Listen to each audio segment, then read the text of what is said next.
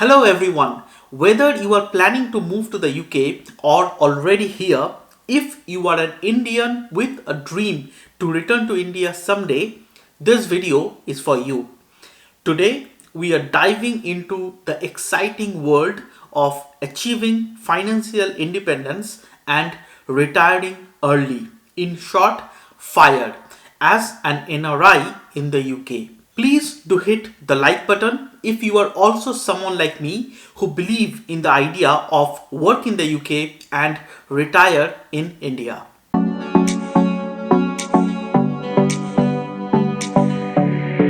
Hello and welcome to my channel. I am Suman, an Indian doctor living in the UK.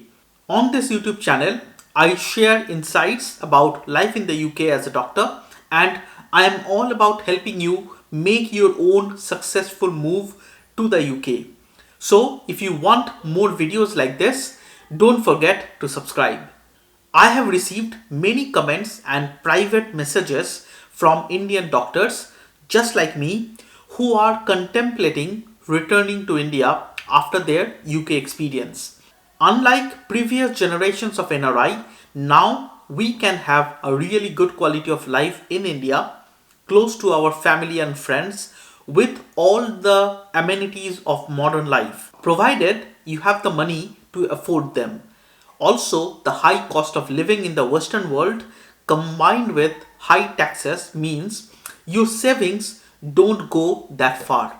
For doctors in the UK, I often recommend getting a CCT from the UK before you leave. But what if you don't want to enter specialty training? Maybe you have got family or childcare commitments, or your specialty is highly competitive. Well, then what's the best strategy in that case? Before you actually decide to move back to India, the big question on your mind might be, will I find a job in India? The job market and salaries in private hospitals in India can vary greatly depending on your specialty and location. But there is more to it than just qualifications and experience.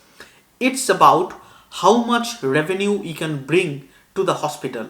And your income depends on a commission based on the total revenue that you can generate, rather than a fixed salary based on your qualifications. And if you're thinking of starting a private practice, you must plan for the what ifs.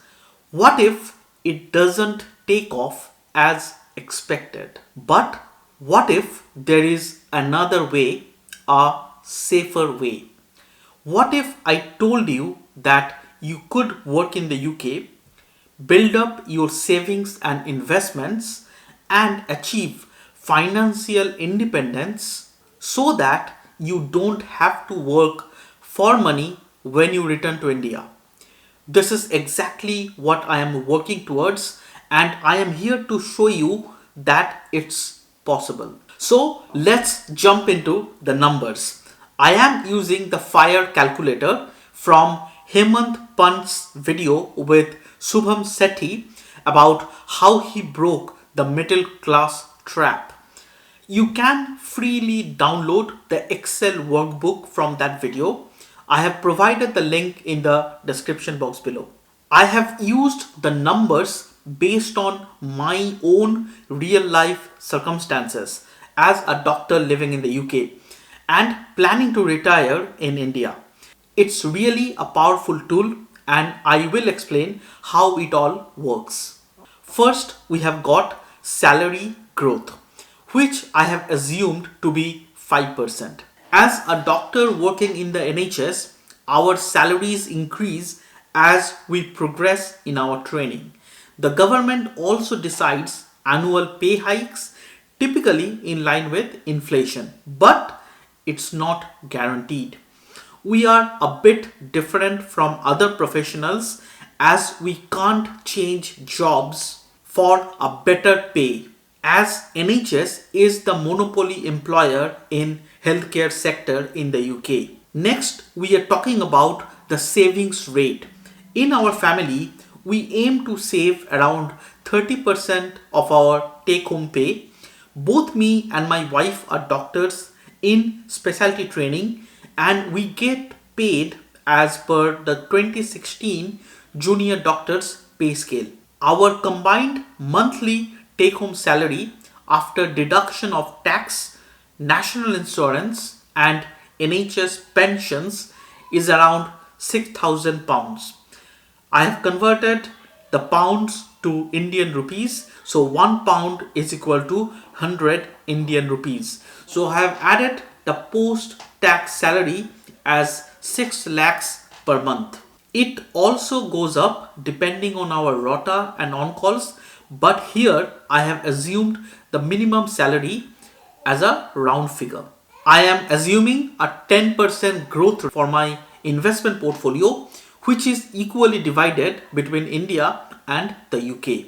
When considering long-term investment decisions, I have to consider inflation, which is the silent wealth eroder. Planning to retire in India, I am considering an average annual inflation rate of 6%. I am not going to rent or pay EMIs in India as I have my own home there, which lowers my monthly expenses. So I am planning a monthly expense of approximately 80,000 rupees per month. This calculator takes into account the year-on-year expense increase due to inflation. Now the most exciting part, the FIRE number. I am using a FIRE multiple of 30, but you can adjust it to your preference and can choose to have 25 as well. As you can see, if this was my first year on the FIRE journey and I continue to invest and grow my savings at 10% per year, I will reach my FIRE goal in the 11th year. Even if my income drops to zero after that, I can sustain myself and my expenses. But here is the interesting twist. I have already been investing for a decade and my portfolio is over 1 crore. In this case, I could potentially achieve FIRE much earlier in just 8 to 9 years from now. Also, I own a house in the UK and paying mortgage for that. I don't consider the house to be an investment if I continue to live in it.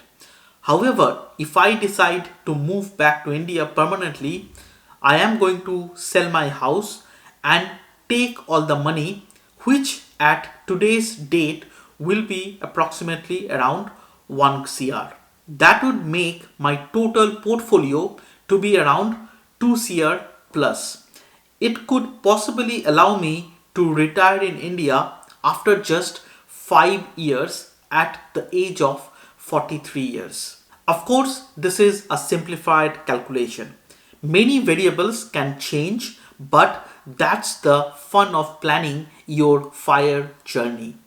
Also, to be honest, I will not stop working at 43 years of age, but I will have the freedom to choose how and where I work without worrying about money.